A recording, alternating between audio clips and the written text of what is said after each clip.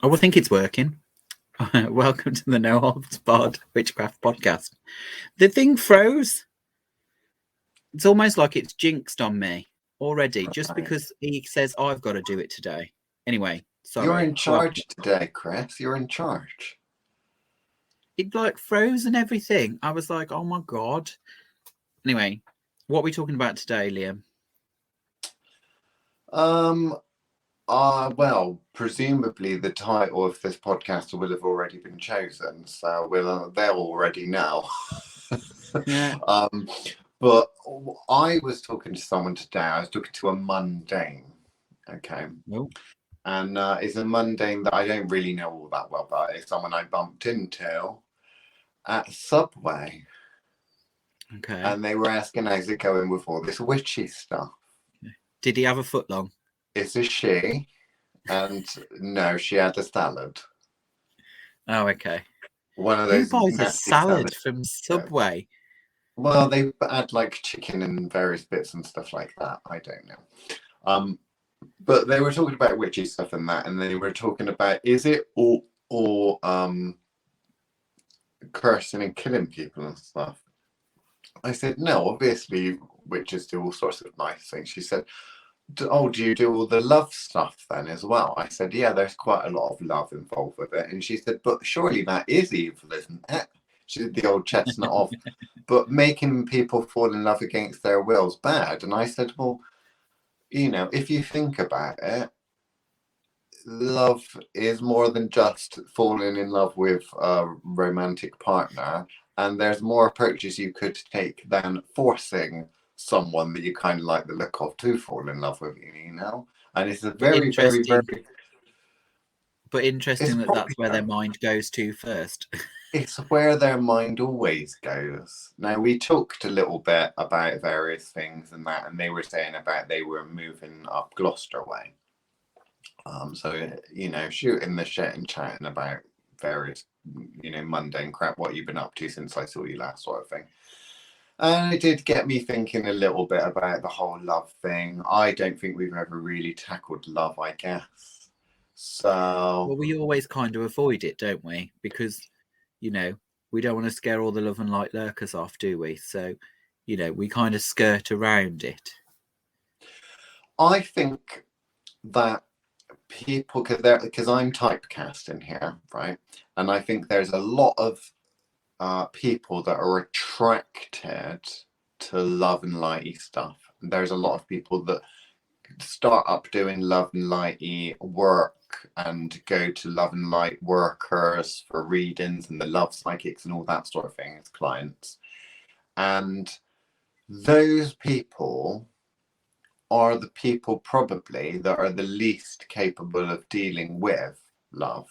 So what I tend to find is that actually the people that go to seek it out, they're the people that are most unbalanced with the love aspects, and they're the people that have got mostly the love problems, which makes sense why they gravitate towards it, but they seem to gravitate towards it without ever truly really understanding it. And they often stay away from the darker aspects of magic, or what would be considered the darker aspects of magic, the cursing, the influencing of wills and all that sort of thing. And it shows an unbalance there, but also that unbalance is normally very apparent when you talk to them for more than 5 minutes about the type of love work they want doing. There's this one thing that comes up a lot, which makes it just makes me cringe, right? Where people talk about self-love work.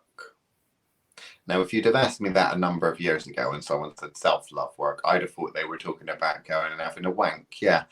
But actually, what they're talking about is I'm pretty screwed up and I dislike myself in fundamental ways, and I know that that's a problem for me.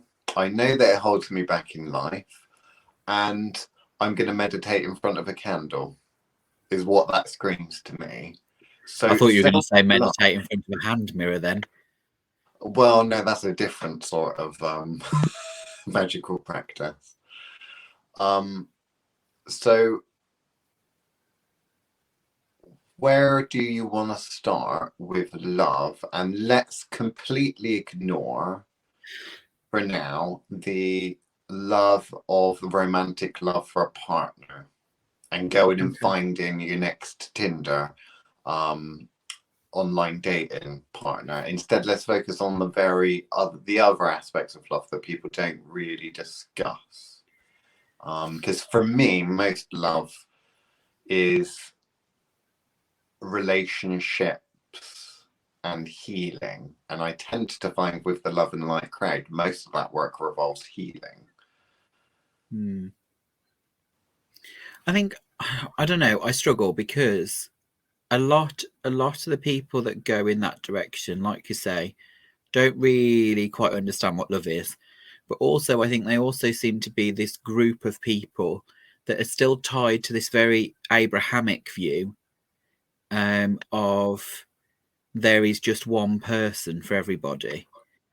Um, so that kind of like I almost feel like a lot of them are desperate to find that one, like it's some kind of race. And I think why they end up having to go through the self love and the shadow Incomplete. work is because they don't feel complete. Yeah. Exactly. So like They're the ones that are always on about twin flames and their other half, and that because they don't feel complete. Like I think you're literally saying, I yeah, presume we're on the same page with this. But yeah, and it creeps me and out. actually, what they need isn't really self love. What Because it's not a lack of loving oneself; it's a lack of valuing oneself. And I think that's what they seem to misunderstand. Is with a lot of this, it's a case of, for whatever reason, mental health, bad exes, family that doesn't love you. Like there's a list as long as your arm of reasons why people don't have self worth. Mm. Um, you know, but I think what they tend to forget is that actually what they think they need is somebody to remind them how special they are, which is why they go to the kind of love magics when actually, and they're kind of like, oh, I need to love myself. And actually, I don't think they quite get what that is. I think they think that actually, if I start to love myself and convince myself that I like all these flaws, that I'll start to be more complete. When actually, I think what people need to realize often is that those flaws aren't flaws. Um, I have, Some of them are. I tend to.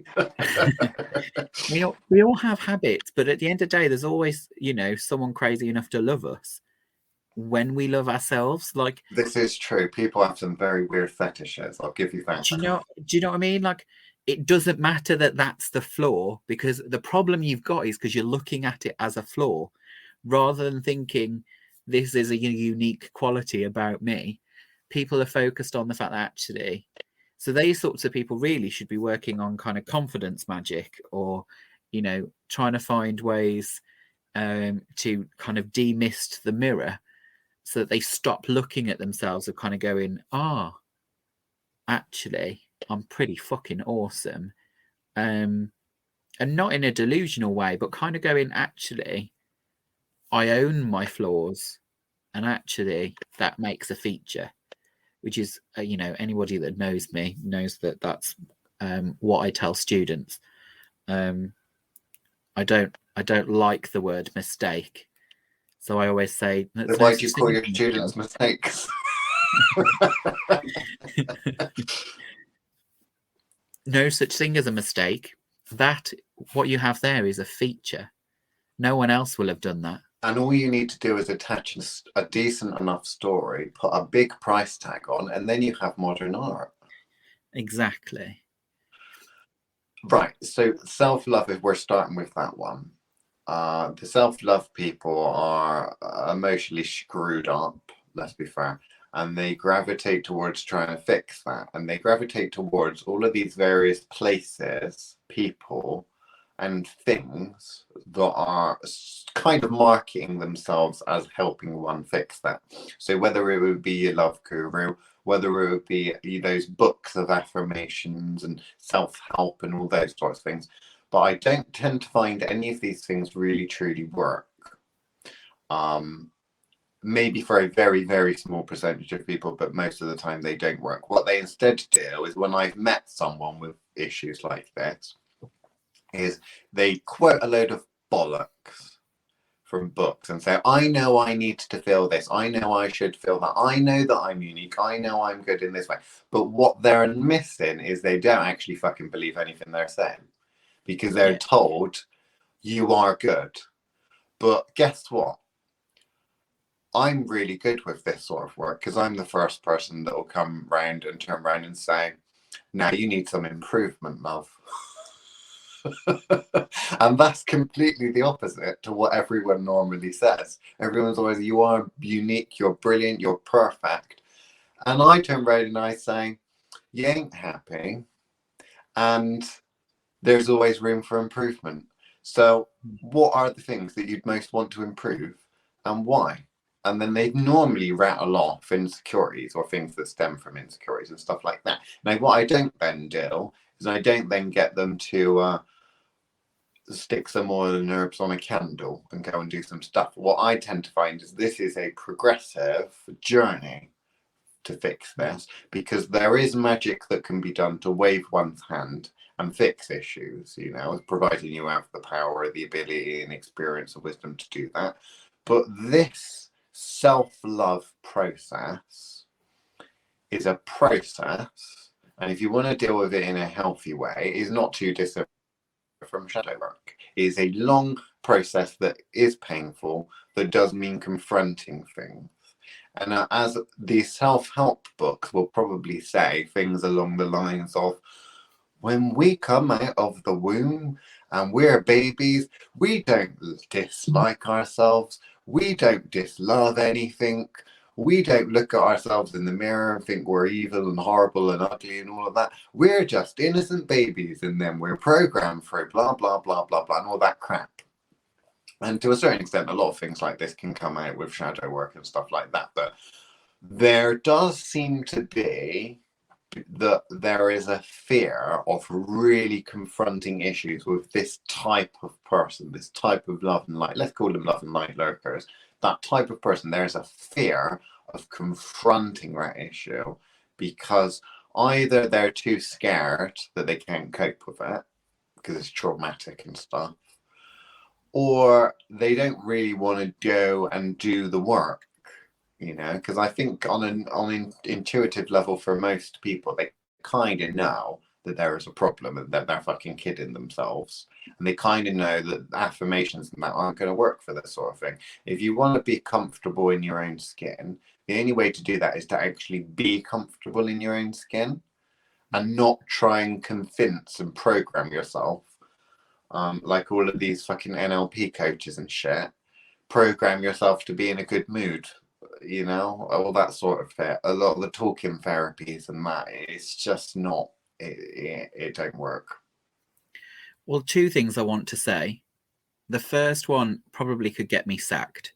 Oh, which is, should we do that on the Patreon then?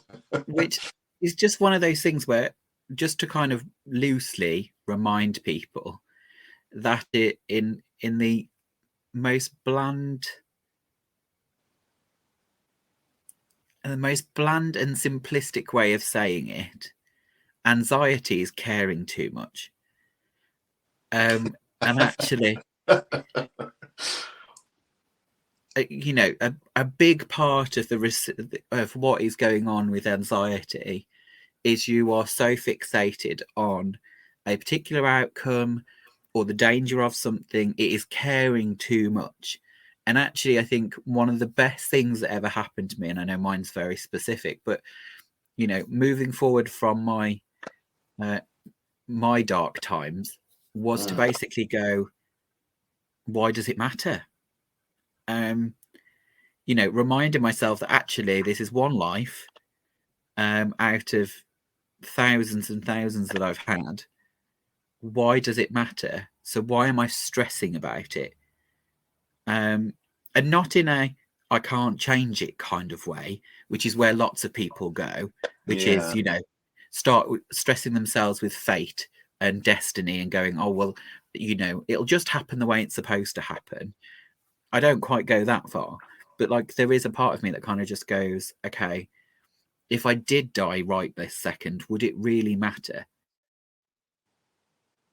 Like, Yeah, but for the in the average grand person, scheme of things, they don't have the understanding of the system that you do. But it's interesting how you much of know, it, when you talk about anxiety and stuff, how much of it goes hand in hand with overthinking as well. yeah. But what is overthinking, Liam? Caring too much Well, it is. about It's a caring too particular much, and outcome. to a certain extent, I think with the when I've seen people that are super anxious, it's almost like there's a demon that tries to convince them, no, no, no, no, no. Yeah. Because I think that if they just go, because a lot of the time people are just taught to just go with it, just don't think and just go out that door, leave the house, you know, do the whole thing where you fall back on your partner, friend, whatever, these fucking corporate fucking, you know, adventure days and that sort of shit. And Yeah. you just got to not Trust. think about it and Trust trust exercises. and all of that. But yeah, it's interesting. But this, I think, all of this falls in the love category. It falls in the love category of magic. It falls in the love client. It's just loving oneself and truly loving oneself. And there's so many bad examples, role models, and such for what loving oneself is supposed to look like, I think, because you've got narcissistic types social media of loving oneself is telling everyone else how brilliant you are and really pushing it out there for everyone to see, which that to me screams the opposite. Or the other one, which is the one that you just talking about, which is that, no, I'm really a nice person. Well, what if you Yeah. aren't? What if you're a complete prick?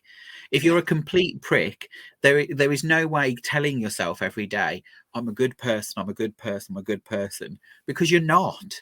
Like, you know, I'm not going to sit here and tell myself that I'm a good person because I'm not. I think I'm a fair person, but I wouldn't say I'm good. You know, I do try my best to kind of be fair and kind of go, okay, or really, should I rip that girl's throat out, even though she doesn't know how annoying she is? Like, do you know what I mean? Like, the right thing to do is obviously not to, because it's frowned upon generally to kill a person for what appears to be nothing. And obviously, those that are listening can't see that I'm doing air These are quotes. societal laws and rules, which is You what know? you're also talking about when you're talking about I'm a Yeah, good person, because there is a yeah, case of you saying I am me and being comfortable with who you are, yeah, and actively changing the bits that you think I'm not actually comfortable with that habit or I'm not actually comfortable with this. Whereas when it's I'm a good person, that is never coming from from an acceptance of yourself. That's coming from society would categorize me as a good person, therefore I yeah, can get something from that yeah. categorization. Don't you When the agree truth I am a is, you're good just a prick. person? when the Just truth accept that is you're a when the prick. truth is you don't know who you are and you don't let yourself know who you are, and that if you opened up and tried to discover who you are, you would probably be overwhelmed with a lot of stuff, which this whole facade is designed or seems to be designed to protect you from. Which Yeah, is why you're going obviously. on saying I'm a good person and going and doing Yeah, too much work for people and charity and bollocks yeah. like that. Obviously, we're talking about all of you out there because obviously we know exactly who we are, which is exactly why we do the things we do. But you know, there are still aspects of ourselves that we know what's behind the door. We just refuse to open it. But obviously, I'm speaking of my own trauma and damage there. Right. The second thing that I was going to say, so that was the one. The Yep. second one was I'm going to steal your thunder and make Ooh. some kind of um, PT reference by saying Ooh. actually, my answer to it is the feeling of success. I think what most people struggle with is they don't feel like they're achieving anything. And I think the best way to kind of build that self-worth up is to achieve. And I think from a magical point of view, if you happen to be one of these people that is also a witch, there are lots of ways for you to achieve that don't require you going to a gym or being nice to people. Like those things aren't actually required if you have the magical persuasion and want to be able to, okay, well, what I can do is push my magical practice. I can throw some energy into my magical practice. And as I start to see those small wins, the wins will get bigger and bigger. And I feel kind of like, actually, fuck what anybody else thinks about me. I'm a fucking witch. I would interject and say where some people may be thinking about this is Chris is basically saying, look, I'm an ugly old hag, like an old witch from a fucking horror film, but I've got some power to control the winds, so I'll just go overboard with that. No, and I don't think that's really what you that. mean, but that is literally what came into my head as a woodcut of some old witch with a wart who's like an ugly trollop. And she's like, well, is that because I mentioned the gym? I'm useless at everything, but is that because I mentioned the gym? I can control the winds. So I guess I'll just go with that.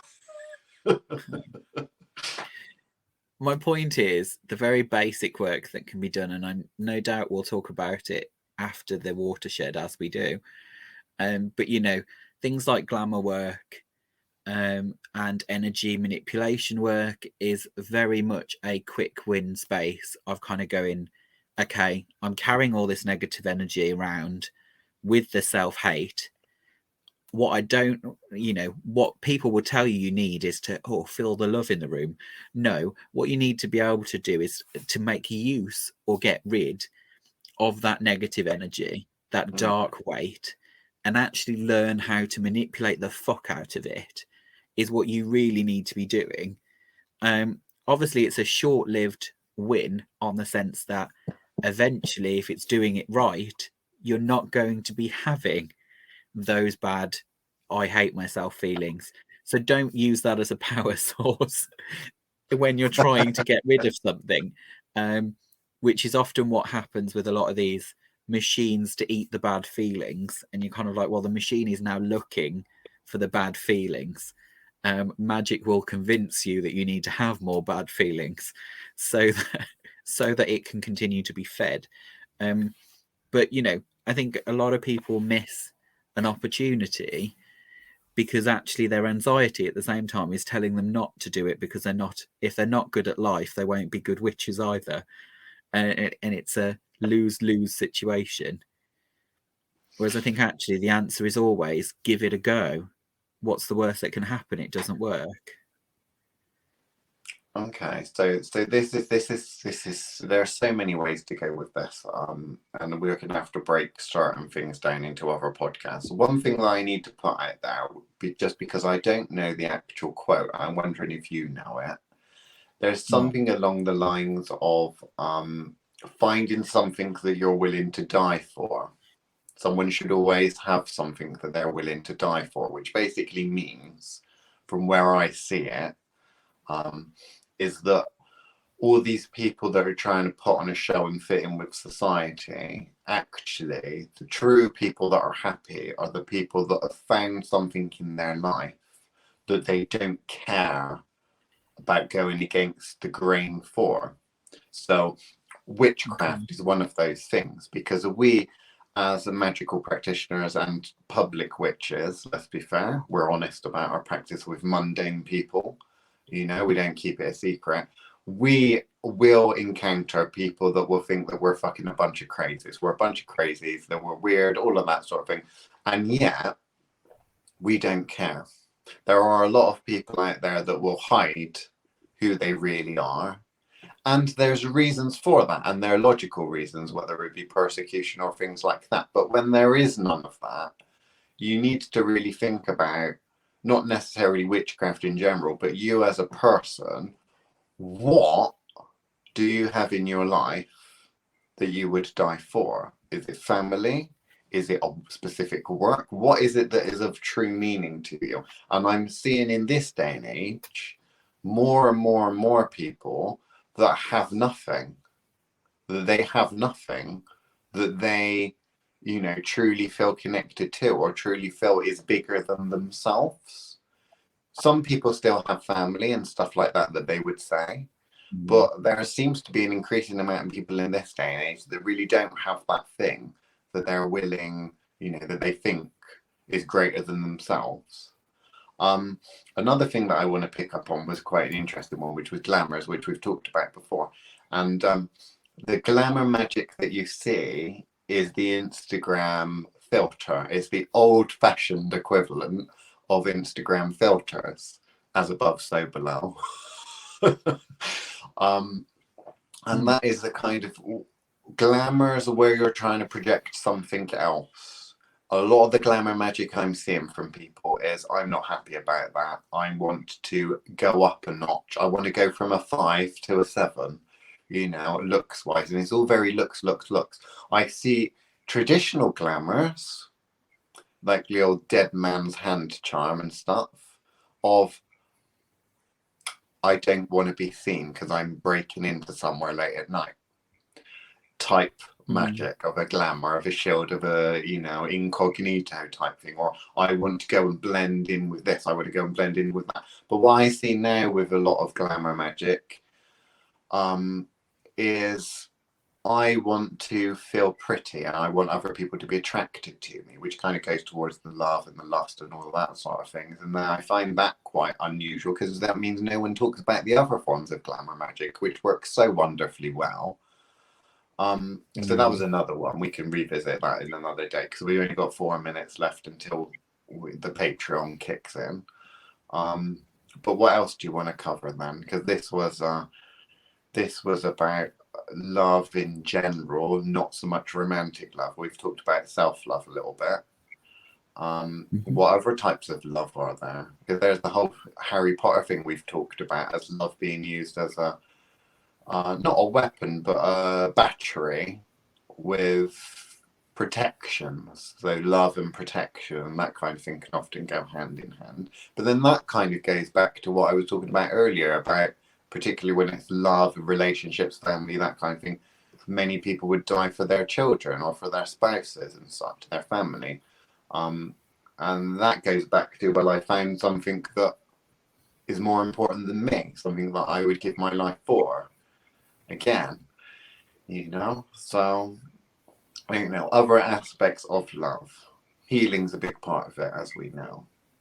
I'm going to say, I think a lot of people go straight to, oh, well, when you're talking about love and healing, you're either going from this kind of love and light point of view, where it's just throw empty energy in one person's direction with no programming. Obviously, that's what I mean by empty for those listening. But energy with no programming, or they're talking about, Marvin Gaye, Let's Get It On, kind of sexual healing, which is completely different to actually having an understanding of what that means. So, what does healing energy actually feel like? Because they talk about it all the time. But they generally are actually talking about generic energy.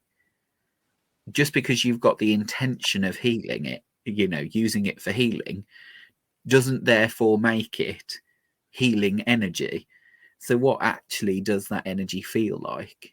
And actually, my best example of that would be that's what love feels like. That kind of, which I know sounds really soppy, but that kind of energy often is that it's you caring for something else, that kind of passive love energy of kind of going, you need this more than me. That kind of, so when I'm met by that, that's why, when we talk about Venusian energy, we're often talking about healing energy when we're talking about it. And it's not from a, Marvin Gaye way. But I think that's actually coming up to it. So, those that are actually listening and really want to know what shit we're going to talk about next need to go and get on the Patreon. Get on the I mean, Patreon, people. Thoth Witchcraft Patreon, you know. Right, bye then.